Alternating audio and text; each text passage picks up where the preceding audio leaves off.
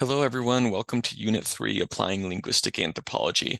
There's kind of several things we talk about here, but the first one is sort of 3 weeks where we talk in different ways we're getting at language revitalization. So in the first week, we're sort of talking about this bigger context of language ideology and policy. So the ways in which people think about different forms of language, the ways in which people often rank different forms of language, and how that's sometimes been expressed in policy. So everything from the tragedies of forced English in boarding schools to more contemporarily things like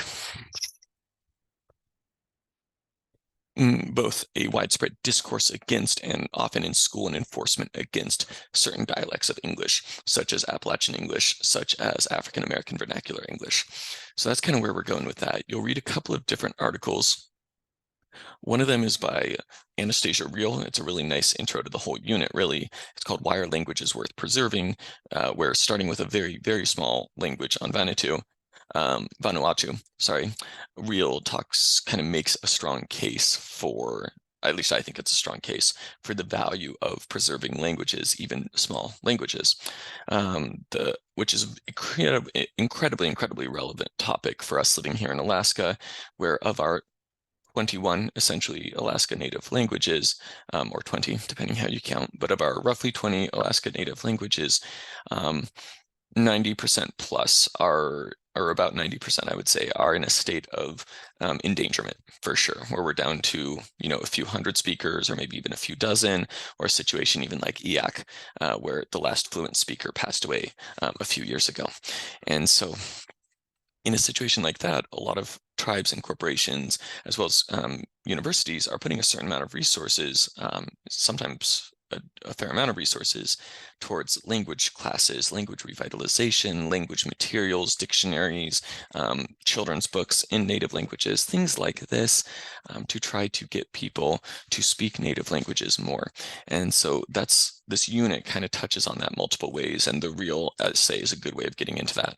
By the way, just to give you kind of a bit of a method to my madness and where we're going, in week 12, we'll then talk more directly about language loss and factors that lead to language decline, as well as, on a more hopeful note, some of the things being done for language revitalization. And then in week 13, we will get into a topic that may or may not seem related, but is very related, which is technical linguistics.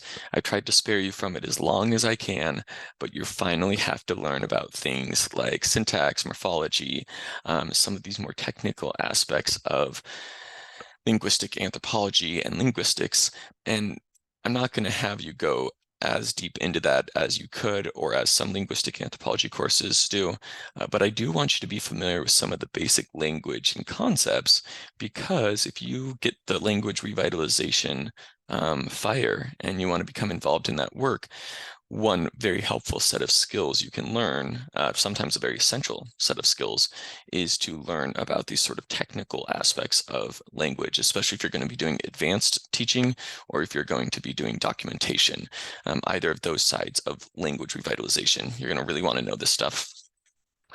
It's also just, for those of you who aren't going into language revitalization work or something, just think of this week, of that week, week 13, is thanks for not making the whole course like that, Dunstan, because I could have, and I would be well within my rights, because that is an important part of linguistic anthropology, is the sort of very, very technical, descriptive, let's document all the tiny mechanics of a language part. So it's good for you to have exposure to, truly. And especially with one of the readings you'll do by Mitchell and Webster, I hope you see that sometimes in the micro mechanics of a language, you have profound meaning. So anyways, and then finally, week 14 of Unit 3, you'll kind of talk about getting jobs in relation to linguistic anthropology, and just a little bit, right? And sort of how linguistic anthropology can be applied.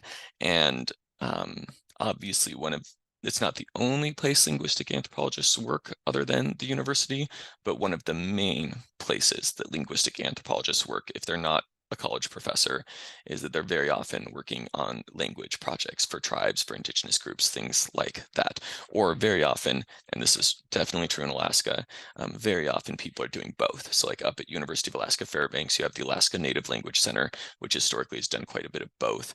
Down here at Kenai Peninsula College and UAA more generally, we have people that have done, robust work with being rooted out of a university. That's where they get their paycheck from, so to speak, but that they're doing really collaborative work with indigenous groups on language revitalization. So Wake 4 will kind of get into that. I hope you find this unit interesting. Sometimes a complaint about college is us not teaching you enough like practical things, and so I hope this is incredibly practical and very relevant to an Alaska context, and I hope you walk away with that and with a passion for what I think is a really, really important issue facing us as a state.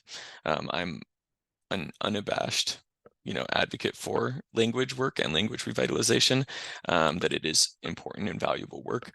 Maybe I won't sell all of you on it. I hope I at least sell a few of you on it. And if not, at least you can better understand the perspective of people who do find that very important and why people might feel strongly about it. That will hopefully make more sense to you by the end if it doesn't already. This first week, though, where we're talking about language ideologies, you'll do a couple of interesting readings. One of them is, come back. Where did you go? Hold on. Sorry, here we go. One of them is by Kirk Hazen, and it's called Combating Stereotypes About Appalachian Dialects, so by a linguist, and it's a good one, and talking about sort of Appalachian English. We often think of English as sort of undifferentiated, or we think of sort of like, okay, well, sure, America in English is different than British, but in both the case of the UK and in the case of America and other Anglophone countries, English is really, really diverse with definitely like clear patterned differences that we can identify as distinct dialects. And so if you're not already aware of this, sort of a lot of the English that we hear in news media. This is less the case now in the days of the internet, but historically, a lot of the English you'd hear in movies and in TV and stuff like that would often follow what we sometimes call standardized American English, or what I sometimes sort of, and some people satirically call like California English, because that's, kind of coming out of Hollywood and being heavily shaped by a California context or a West Coast context. And that's often sort of the standardized way English gets spoken across the United States. But standardized American English is not the only way to speak English in America. And indeed, there are several different distinct dialects in the United States that are distinct but also overlap.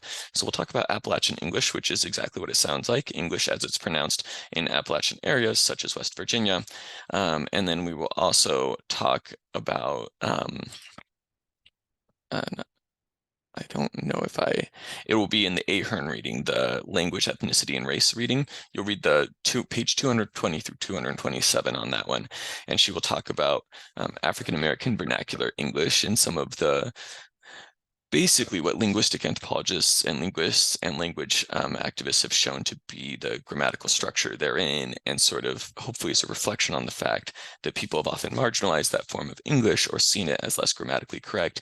And yet when you actually dig deep into it, clearly there is a very cohesive grammar there that mostly matches other dialects of English and then has some unique patterns that themselves are grammatically rigorous. They do what they're supposed to do. And in fact, in one case that we'll talk about, the habitual be, as we call it, actually designates something that other forms of English are not able to designate as clearly. So it's pretty interesting reading. I hope it's thought-provoking. There's also an optional reading on there called Suite for Ebony and Phonics that is by Rickford, a famous AAVE scholar, and it's kind of a classic reading. I don't require it in this class because there's only so many required readings I can make you do, and Ahern's reading is more up. It's a little bit more current, but go back and read the Rickford one if you get a chance, because the Rickford one has some really good material in it as well, and it's kind of like a classic reading from a really, really well-known scholar, really talking about sort of the case for AAVE, and so as a systematic form of English that should not be marginalized within school systems. So fascinating stuff. Hope you find it fascinating, and I am excited to see what y'all think.